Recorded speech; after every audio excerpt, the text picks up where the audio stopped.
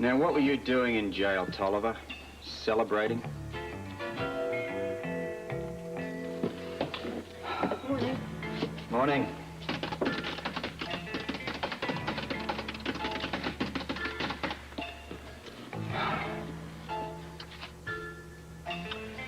Lila Morgan married to Edward Quartermain August 1032. Lila Morgan married to Crane Tolliver March 32. Neither party deceased, no annulment on record, no divorce on record. There's got to be some part of this missing. Now, if Lila never divorced Tolliver, that means that she can't possibly be married to Edward. Would make prime blackmailing material. Right. The sort of material that somebody would kill for to keep secret.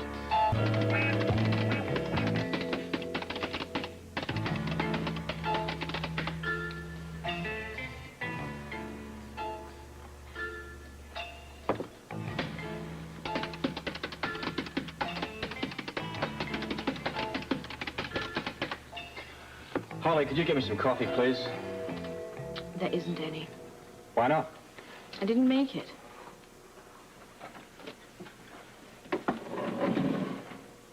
What's wrong? You look awful. What's that mark on your face?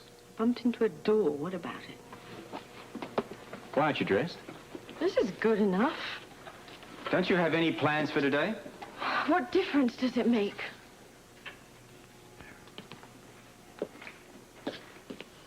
You all right? Tell me about this Tolliver character. Well, there isn't too much to tell, really. What there is quite interesting insofar as that he was Lila's first husband. I didn't know she was divorced. She isn't. When did Tolliver die?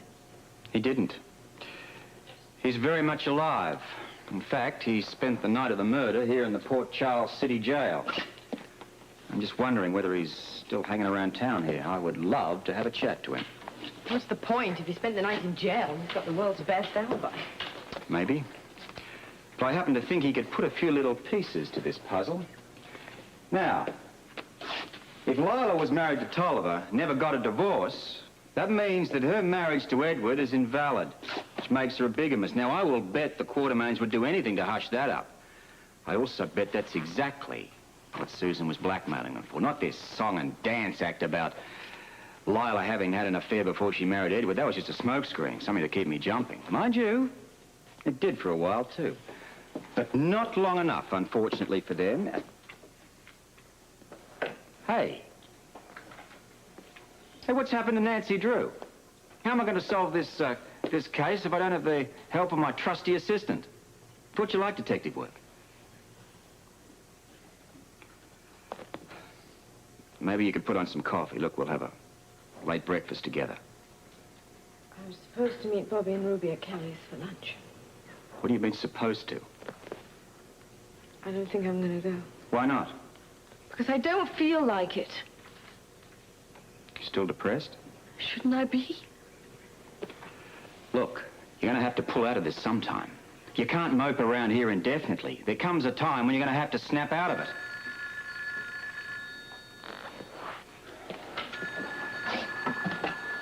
Scorpio here.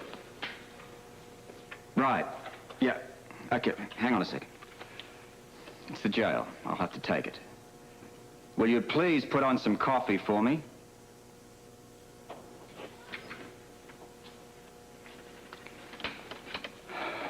Yeah. Sorry about that. Look, I want to talk to the guard that was on duty the night that Susan Baldwin was murdered. I'd like to question him about a certain person called Tolliver. He was in the drunk tank that night. Thank you.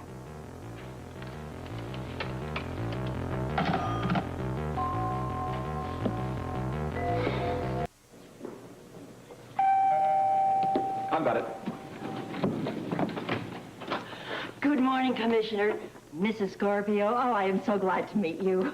Who might you be? I'm Florence, from Florence's Tots and Teens. Of course you are. I was wondering if I might have a few minutes to speak with Mrs. Scorpio. Why not? Come in. Thank you. I'll get right to the point. I heard that you bought a darling antique baby crib from a store near mine. Yes? Well, news about the commissioner's wife travels fast. I don't have to tell you that. I wanted to bring you a present for your new baby. Isn't it beautiful? Crocheted entirely by hand. All of our things are made by hand. Well, we have the finest selection of baby apparel and accessories in Port Charles. I'd like to personally invite you to visit our store. Oh, how dare you! I beg your pardon? Get out and take your horrid blanket with you! Well, I'm so sorry. I didn't mean to say... I am. Please accept my apology. You had no way of knowing this, but we lost the child. Oh. Oh, no. I didn't know. I right. couldn't have. I certainly wouldn't have come here. I'm so sorry. Please tell Mrs. Scorpio that... Believe me, I will. It's okay. What's the matter with you? Me? Yes. Can you believe her ghoul worming her way into our house, trying to make money off... Off of what? How was the poor woman to know that you'd lost the baby? It was tasteless. No. But your behavior certainly was. You were cruel and rude to lash out at her that way. It was totally uncalled for. What's happening to you? Look, you're falling apart. Oh, what a great legacy Luke's left on this earth. A woman that can't do anything else except feel sorry for herself. I am not! No, come and have a look then. Come on. Take a good, long look. Now, what does that look like to you? The image of a person who's looking after themselves? Well, it certainly isn't mine. Go and clean yourself up and put on some decent clothes for once. Why do you care what I do? What do I care what you do? I'll tell you why I care what you do. I'm stuck with you, sweet cakes, for one whole year, and I'll be damned if I'm going to come home every night and see this mess for the next 12 months. Heaven help you if Luke could see you now. No, stop it! You really think that he wants you slobbering and blubbering after him? You know, this guy only had one rule. But it was one of the best. No matter what happens to you, no matter how many times you get pushed around or put down, or no matter what or who you lose, when you get thrown off that horse, you jump right back on again and you ride it for all it's worth. You don't flounder around in the dirt and say, oh, how unfair the rodeo is. I know that, but how does it help me? It helps you because he taught us all to love life, to enjoy ourselves. That is, with one exception, it appears, you. You know, I find this ironic. So ironic. That the one woman on this earth that he truly loved is doing the very least to live up to his memory.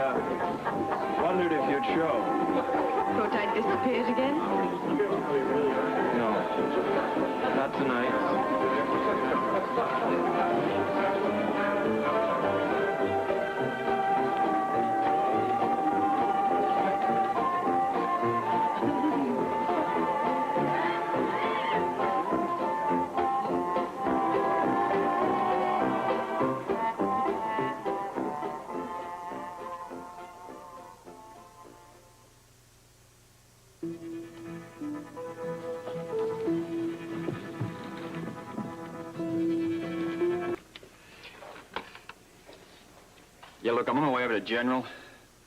You can get me there if you need to. Thank you. Robert? Well, look, I'm busy at the moment, and besides, I would just as soon not talk to you. It's too bloody depressing. Perhaps, maybe some other time when you're not feeling quite so sorry for yourself. That would be about now. I just wanted to stop by to tell you I'm on my way out. I don't want to be late. And thanks. For screaming at you? Well, it works, wouldn't you say? Oh, gloriously. It's just what I needed. Thank you for understanding and doing something about it. Well, you did all the work. I just lit the fire. Now, this is the woman that Luke loved. No, it's a new one. It's one that nobody has ever seen before, and an interesting one, too, I hope. And one I intend to enjoy. You're off to a great start. Well, let's see what Bobby and Ruby have to say about that. I'm meeting them at Kelly's. What are you going to do? Well, I thought I might apply a little more pressure to the Quartermains. Sooner or later, the one that killed Susan's going to crack, and I feel it's my duty to be there to pick up the pieces. Gentlemen. Robert. Commissioner, what brings you here? Hot on the trail of another suspect? Well, you never can tell. But I would like to talk to you both, if I may. Of course. Jesse, could you locate Alan Quartermain for me, please? I'd like a few words with him. I know he's with a patient, but I can ask. Thank you. Let's move over here and sit down. All right. Basically, I just want to confirm what Captain Ramsey told me yesterday. About Alan? Yeah, now, as I understand it, you're prepared to swear that you saw him leave here at 10 to 9, and that was on the night of the murder. That's about that time, yes. But by 9, anyway. Oh, definitely. How can you be sure? Because I was down in the basement, and I saw him leave from the basement door. That struck you as odd? Yeah, it did. I didn't think anything more about it at the time. Why not? Because he's a Quartermain, and all Quartermains are a little, unique. Yeah, so I'm beginning to find out. But you are sure of the time? I'm positive of the time. I had just left Steve in CICU. I went down to get x-rays, and I was going to meet him in the parking lot. He was waiting for me. Steve? That's right. I remember the time because we had just come from CICU. I was watching the clock to monitor a patient's heartbeat. I went directly from there to the parking lot to wait for Rick. I see. It's all pretty convincing. Is Alan Quartermain a suspect? In a murder investigation like this, anybody that could have benefited from the demise of the victim is a suspect. You wanted to see me, Commissioner? Oh, thank you, Alan. I'm sorry to pull you away from your patients like this, but I do have a few points I'd like to clear up. Clear away. Now, on the night of Susan's murder, you checked in here at 8:30. That's right. And left again at 10 to 9. That's right, isn't it, Rick? You saw Alan leave here at 10 to 9? And you'll confirm that, won't you, Steve? Yes. It was 9:30. That's when I checked out. 9:30. Alan, it was 10 minutes of 9, and you left from the basement door. Thank you, gentlemen. I can take it from here.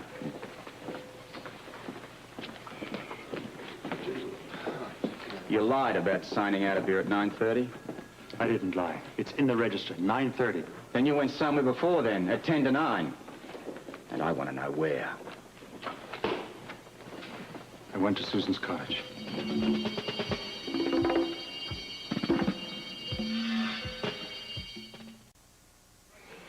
You too, eh?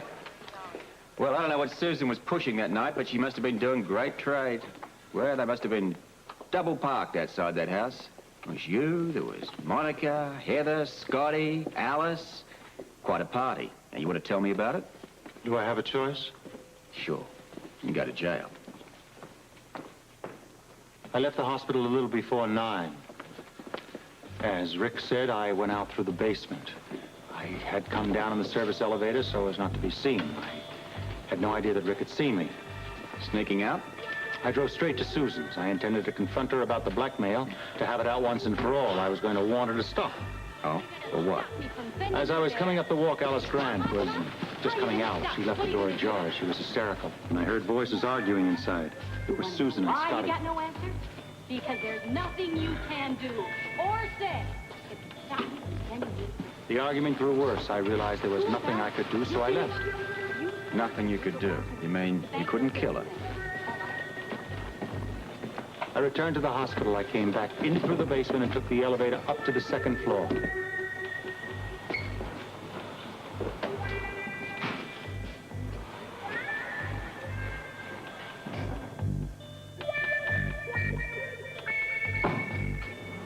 When I got there, I checked to make sure that no one had seen me.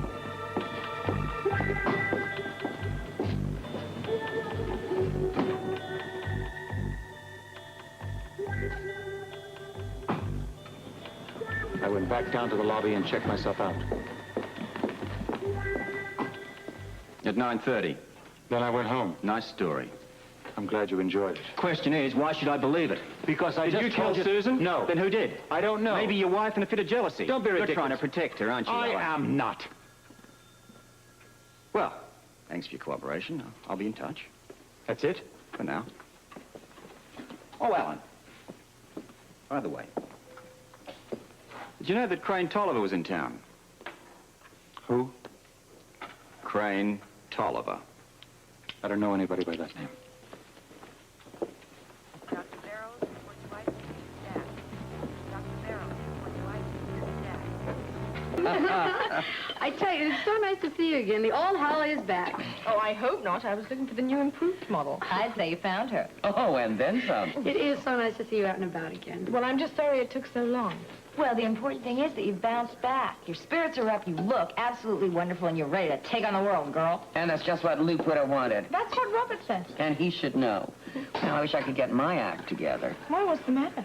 Well, it seems they're about to tear down my apartment building any minute. Sharon Garcia's moved out, and I'm the only one there. Well, what about the apartment you two were going to share? We three, you mean? I don't know. I think I better check with the landlord again. He probably can't get the tenants to leave. Look, even though you're not living with us, I demand that you be a steady visitor. Well, you can count on it. So tell me, what's been happening around here? Out of circulation. Nothing much, you know, same old, same old. Oh, except for Claudia's shower. Everybody's getting really excited about it, and I bet Leslie's going to invite everybody that she knows. Yeah. I wonder if Alice will go. Boy, the last time I saw her, she was still so shook up. Well, I know one person who won't show, Monica Quartermain. That poor family, what they must be going through with the Susan Baldwin investigation. Oh, Holly, I wasn't supposed to know that. Please don't say anything to Robert. I was over the other day, and I took a peek at his Command Crime Fighters post. That thing is really something. Now, ladies. You shouldn't be talking about my dear sister-in-law.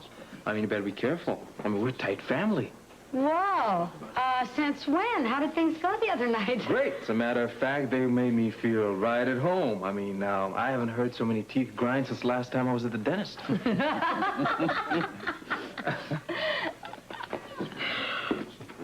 What was all that about? The Quartermains asked Jimmy Lee over for cocktails the other night. I'm telling you, it was quite a shock to everybody. Especially to Jimmy Lee. Well, ladies, it has been wonderful, but I'm afraid I have to go. Good luck with your apartment, huh? If you need any help with the decorating, just let me know. I am a whiz with a floor plan. Especially with an unlimited budget. Not quite. Take care. Bye. Madam Commissioner, you look terrific. You know that? Thank you. How about your husband? How's it going with the investigation? I really couldn't say. No new suspects? I mean, for a while, it seemed like we were playing suspect for a day. Well, in Robert's mind, everyone is a suspect. It's not a bad way to approach an investigation, don't you think? I mean, innocent eliminate themselves. Yeah, with a little luck or a lot of money. Myself, I spent the night in jail. Or I'd probably be the #1 suspect.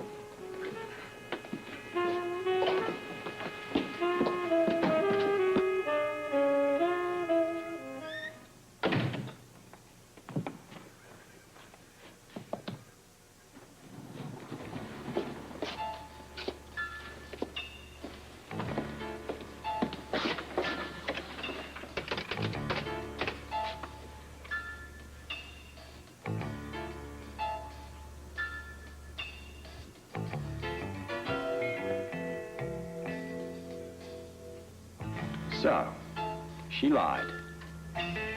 Hello? Yeah. Whew, what a lunch. Stuff? Definitely. Well, I got just the thing for you. The rest of the gym equipment arrived today, so it's all set up in the next room. You can work off some of that good living back there. Well, before you send me off to the lockers, I have some news for you. Oh? Jimmy Lee Holt told me a really interesting story. Did you know he was in jail the night Susan was murdered? You don't say. And he said he was glad, too, or he would be a suspect. Why would he say that?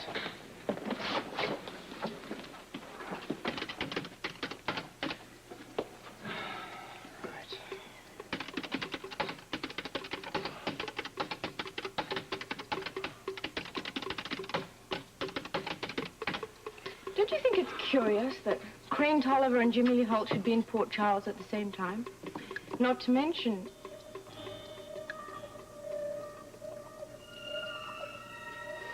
Not to mention the fact that they both checked into the Port Charles City Jail on the night of the murder. I'm curious about how they all connect. The Quartermains, Jimmy Lee Holt, and the mystery man, Crane Tolliver. Well, you're not the only one. I just wish I had more information. Well, we're getting there. Yeah, we certainly are.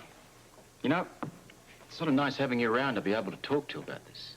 You've been a big help to me. Well, I enjoy it. I mean, what else am I going to do with my time? I can't spend every day buying antiques and lingering over lunch. Well, I could, but it'd be really boring. Not for some. What are you doing now? Well, I'm going to run this Lila Tolliver connection through the computer again for a bit of confirmation.